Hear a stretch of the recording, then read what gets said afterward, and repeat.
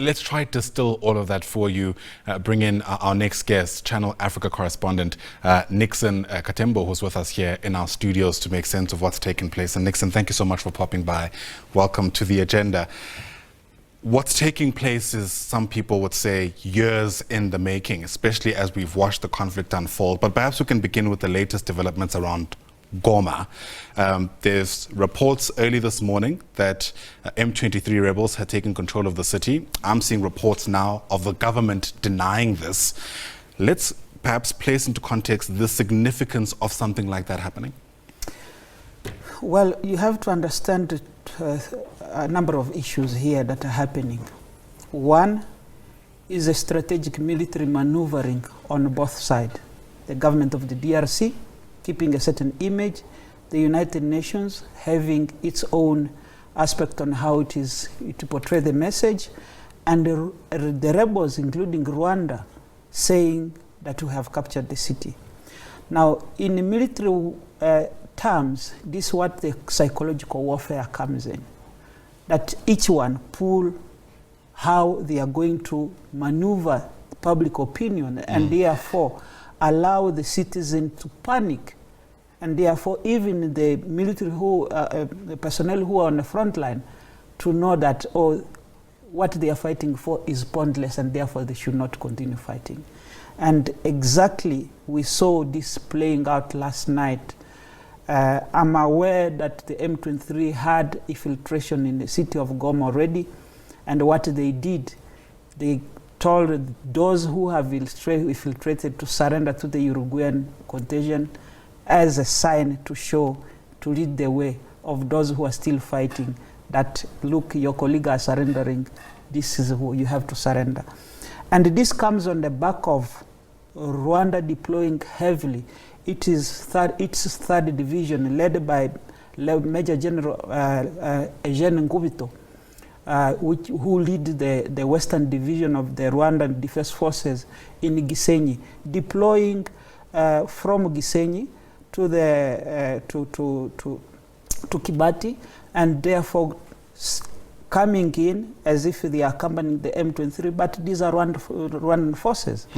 And remember, those who are involved, again, is the Rwandan Special Forces, particularly, led by Major General Ruki Karusisi, who, by the way, had a meeting in Chanzu together with the M23, because I think around the 15th or 16th December, President Kagame met with these top leaders to say that we have to take a decision to take Goma, and we have to do it now during this change of government within the United States.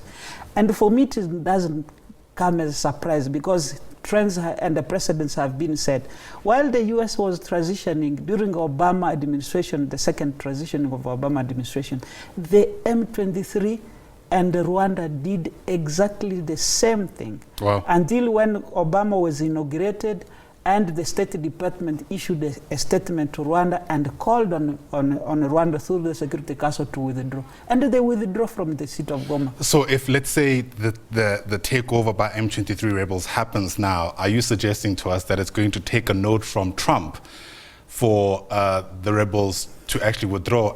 And I ask that question keeping in mind the type of person Trump is, and whether or not he even cares about what might be taking place. That's the issue, because you see Kagame and Rwanda in particular, they are master of manipulation in terms of psychological warfare. And they understand the strategy around the Great Lakes region. Now, what is important is to know that Kagame is a stooge, particularly of the Western powers in the Great Lakes region. You remember the forces in Mozambique are funded by the European Union. You remember he made a deal with the UK to have refugees, although it was fought in the courts. And today, even the Keir Starmer government still trying to resuscitate that deal. So you have a person in Paul Kagame who is being utilized in the Great Lakes region to destabilize the entire region. In the meantime, those who are suffering is the people of the DRC and the people of the region, but also resources being siphoned out. And therefore, Rwanda put there on a pedestal as a mode of economic and governance development. But we have seen this before. If you go back to the history of the Cold War, Mobutu was the pointman of the region. Mobutu's soldiers had even the audacity to cross a country like Uganda with their military and so on. They had the audacity to get into bullying everyone, Angola, Zambia, and so on. Sure. That came to an end. And this role is what Kagame is playing. It's interesting you say that because it stands in stark contrast to what we heard at the Security Council yesterday. Rwanda itself saying all of this was avoidable. In fact, they've put it down to a breach of a previous agreement, which led us to where we are now. Now, let's get to the basics again. During the start of this war, which was launched in November 2021, Rwanda was saying you have none of this. These are Congolese issues, they are Congolese problem, we're not involved. As time goes on by, the narrative starts changing. Kagame starts attending meeting of negotiations. Now, ask your question. If you are not involved, why are you negotiating on behalf of the rebels? That's point number one. Why did Rwanda go to Luanda to agree on a ceasefire with the DRC? Why couldn't they have said, no, take the rebel leadership, go and negotiate with them in Luanda to agree on a ceasefire? But instead, the ministerial committee meeting between the two countries that were in Luanda to negotiate, that shows you the involvement of Rwanda. And I'm raising this point to show and to underscore the point that this is an invasion by Rwandan forces on a DRC territory. Wow. Now, if you listen Kinyarwanda like I do and speak it, you would see the media and the narrative that has been said to the Rwandan youth. There is a famous clip that James Kabarebe, who the advisor to security advisor to the president, the then Minister of Defense, said that all those territories of Masisi, Ruchuru, by the way, they were part of the Rwanda kingdom, and therefore we have a right to claim them.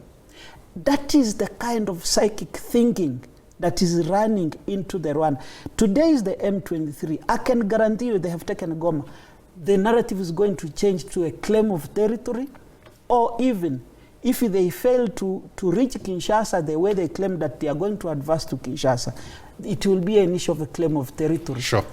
Once that is done, here's the another point, is Burundi. Because Kagame have been having issues with Burundi. Remember the 2015 coup against Pierre Nkurunziza? Those instigators, the likes of General Niyombare, ran to Rwanda. There have been discussions between Rwanda and Burundi to have those soldiers. The Burundians agree, they signed in principle to have those repatriated so that there can be an harmonious relationship between Rwanda. Now, Rwanda, and with the assistance of Rwanda, these guys made an incursion on Burundi. And Burundi had to close the border. Now today, Burundi is involved in the DRC because it knows that once the M23 succeeded in North Kivu, they go to South Kivu, they will take the Burundian rebels to destabilize Burundi, and it become a general war. And all of this under Kagame's watch. The question, to bring it closer to where we are, is what South Africa ought to do next. I mean, we listen to a whole host of political parties all weighing in, and I think there's an argument to be made about how part of their commentary is in their own interests, and maybe that's expected. But given your kind of bird's eye view of what's taking place, what does South Africa do now? I mean, is it as simple as simply withdrawing from the DRC? No, it's not simple as withdrawing from the DRC, because you have to look at what are the strategic interests of South Africa in the region, and what are South Africa's standing in terms of global politics, but also the continental affairs. South Africa is the most industrialized nation on the continent. South Africa is the economic powerhouse of the continent. It deals with businesses with not only the DRC, but the entire SADC region. Now, if you're going to allow this withdrawal, and unfortunately these some politicians have followed them, they are making it as a political scoring point, occasion of launching attacks on a government and the ruling party. You have to look at the broader interest of the nation on how do you align this with the strategic interests and both a political, economical, and diplomatic. Yeah, I mean, and the question, I suppose, then, sorry to interrupt you, is to what end, right? We're already seeing a couple of soldiers who've been killed, and there are real concerns that this may just be the beginning in a context where the SANDF's budgetary constraints, for one, are well documented. So, one, you have to deal with what is the interest of the country.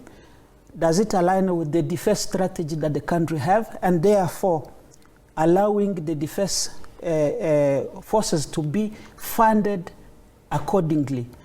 I don't agree with the budget cuts for the SNDF, because you are not going to protect the interest of this country, particularly on the continent and its status, with a weak military.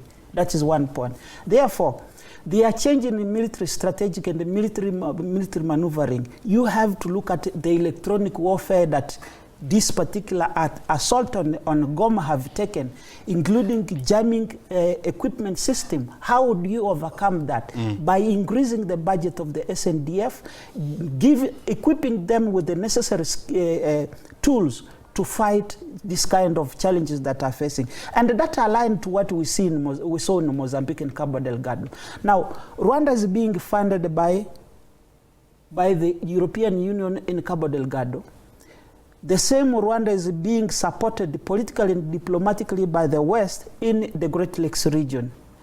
What guarantee do you have that is not going to have a similar approach in Mozambique, and therefore affecting this country in terms of defense and regional dynamics? And if that happens, I wonder whether any kind of increase in the budget would be able to combat that, you know? Come on. This country was number one in terms of defense posture on the continent. Today you are talking about the country who have slided to become number 3.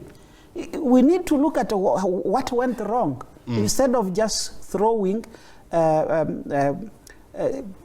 words here and there, political point scoring, as I said earlier, but rather look at strategic vision for the defense of this country, not only inside but also outside, given its interest on the continent, but its strategic position as a leading nation. I hear that. In terms of a diplomatic approach. I hear that, and you'll forgive my cynicism. It's coming from the fact that there had been calls for years for the SANDF to receive a whole lot more support from National Treasury here at home, and it simply hasn't happened.